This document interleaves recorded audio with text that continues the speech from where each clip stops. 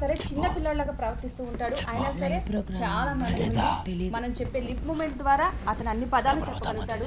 తల్లిని తీసుకుంటే మాతృత్వానికి ప్రతీక అయిన ఆమె తల్లిదండ్రులు కూడా ఆ బిడ్డను ఎంతో తీర్చిదిద్ది ఒక ప్రయోజకుని చేశారు. ఇప్పుడు వారి మాటల్లో ఆ బిడ్డ ప్రవర్తన, గెలుచుకున్న అవార్డు యొక్క వాళ్ళ సంతోషం కూడా వాళ్ళ మాటల్లోనే విందాం. హాయ్ వెంకట్. హాయ్. నమస్తే అండి. నమస్తే సార్. నిన్న అవార్డు గెలుచుకున్నావు కదా, ఎలా అనిపిస్తుంది నీకు? హ్యాపీగా అనిపిస్తుందా? నువ్వేమేం చేయగలుగుతావు? డాన్స్ చేస్తావా? ఇంకా సింగింగ్ వెరీ గుడ్. ఇంకా డైలాగ్స్ కూడా చెప్తావా? మమ్మీ లిప్ మూమెంట్ ఇస్తే నువ్వు మాట్లాడగలుగుతావా?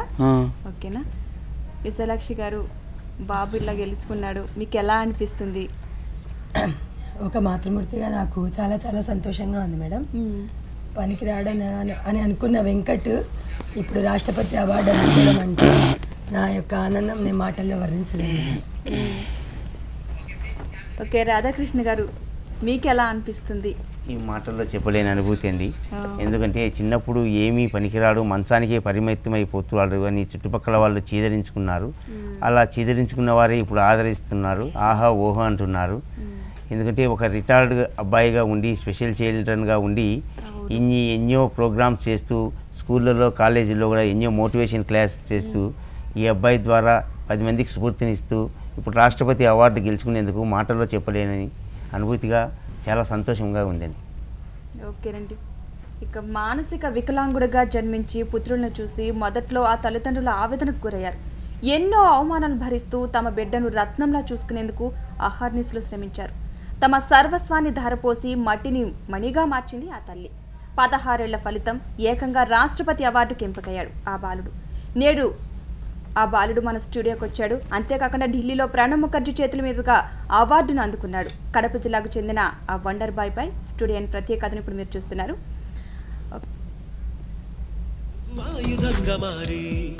కొండలే ఢీ కొట్టరా, అది ఎంత కష్టమైనా పీఠం నువ్వు అందుకున్న నాడు నిండుగా మురిసేనురా మీ అమ్మ ఎక్కడున్నా. కడప జిల్లా ప్రొద్దుటూరులోని వైఎంఆర్ కాలనీకి చెందిన విశాలాక్షి రాధాకృష్ణ దంపతులకు 1999లో ఓ కుమారుడు జన్మించాడు. కొడుకు పుట్టాడన్న ఆనందంలో ఉన్న ఆ దంపతులకు బిడ్డను చూడగానే ఆనందం ఆవిరైంది. కారణం, అప్పుడే పుట్టిన బిడ్డ 60 ఏళ్ల వృద్ధుడిగా కనిపించటం. ముఖమే కాదు, శరీరమంతా ముడతలమయమే. పరిపక్వత లేని మెదడుతో బిడ్డ జన్మించాడని పెద్ద హాస్పిటల్స్ లో చూపిస్తే కొంతమేర ఫలితం ఉంటుందని వైద్యులు చెప్పారు. దీంతో బిడ్డకు 5 ఏళ్లు వచ్చినా నడవలేని పరిస్థితి.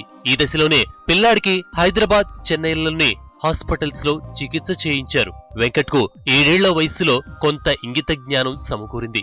అనంతరం స్కూలుకు పంపించారు. మిగిలిన పిల్లలతో పోటీ పడలేదు కానీ స్కూలుకు రావటం పోవటం వంటివి తల్లిదండ్రులు దగ్గరుండి చేయించారు. ఆ పిల్లాడే ఇప్పుడు 16 ఏళ్ల వెంకట్లా అందరినీ ఆకర్షిస్తున్నాడు. వెంకట్ అద్భుత ప్రతిభకు నిదర్శనంగా దేశ ప్రథమ పౌరుడైన ప్రణబ్ ముఖర్జీ చేతుల మీదుగా ఈ నెల 14న అవార్డును అందుకొనుండటం గర్వించదగ్గ విషయం.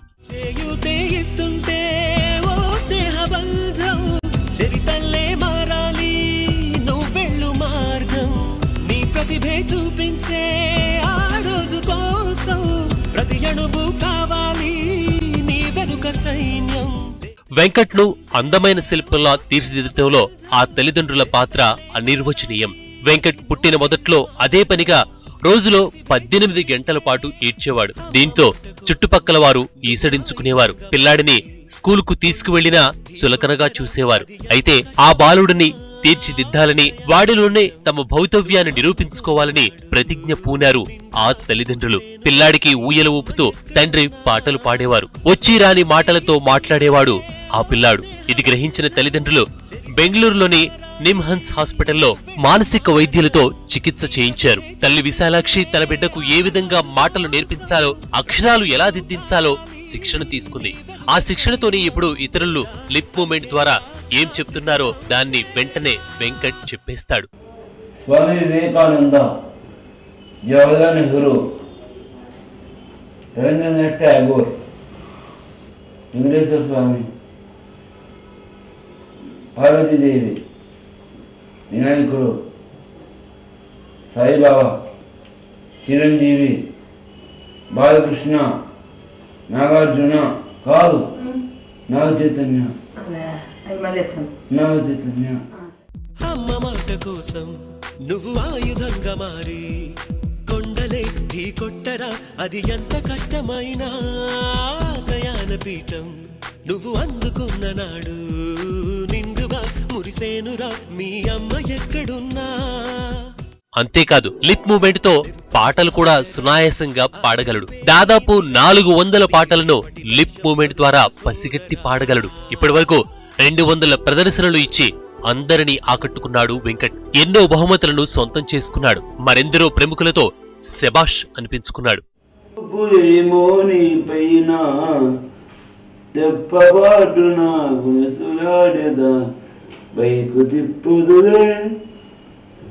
నగరానివి నీవే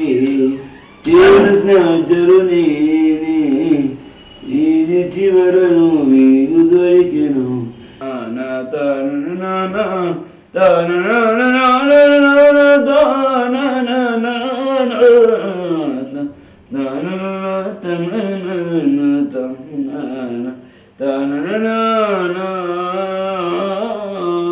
దేశవ్యాప్తంగా లిప్ మూమెంట్ ను గ్రహించే ప్రతిభావంతులు దాదాపు 6000 మంది ఉంటే అంతమందిలో వెంకట్ ఈసారి బాలల దినోత్సవానికి ఒకే ఒక్కడుగా రాష్ట్రపతి అవార్డు కోసం ఎంపికయ్యాడు. ఈ సంతోషం మాటల్లో చెప్పలేనిదని ఆ తల్లిదండ్రులు ఆనంద బాష్పాలతో చెప్తున్నారు.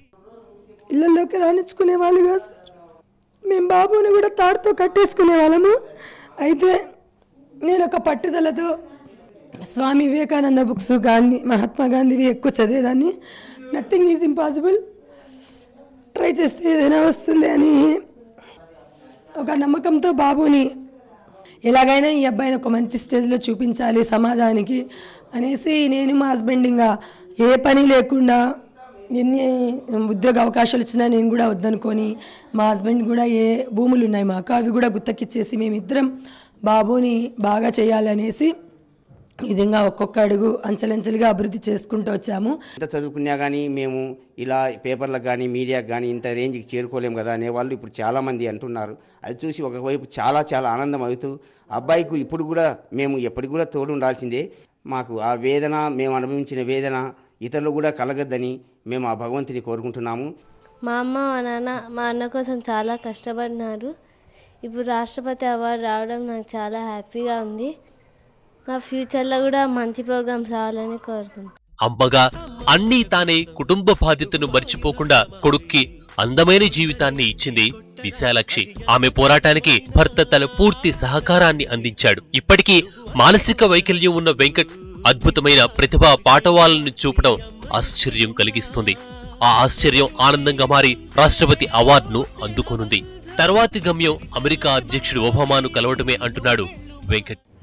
నీ పేరు? వెంకట్, ప్రొద్దుటూరు. రేపు ఎక్కడికి వెళ్తున్నావు? ఢిల్లీకి. ఎందుకు? ప్రోగ్రామ్స్ చేస్తా అని. ఏం ప్రోగ్రామ్ చేస్తున్నావు? Songs, dance, comedy. అమ్మ గొప్పతనం ఏంటో వెంకట్ ను ప్రతిభావంతునిగా తీర్చిదిద్దిన విశాలాక్షిని చూస్తే ఇట్టే అర్థమవుతుంది. అమ్మ శిక్షణతో వండర్ బాయ్ గా నిలిచిన వెంకట్ తెలుగు వారందరికీ గర్వ కారణమనే చెప్పాలి. Studio news, Kadapa.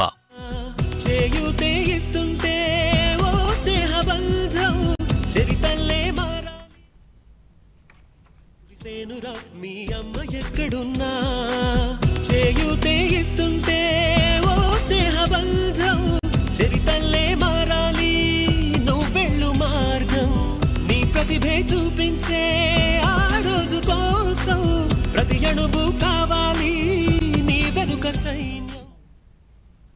ఓకేనండి విశాలాక్షి గారు, చిన్నప్పుడు బాబు ఎట్లా ఉండేవాడు అసలు ఎదిగే కొలిది కూడా?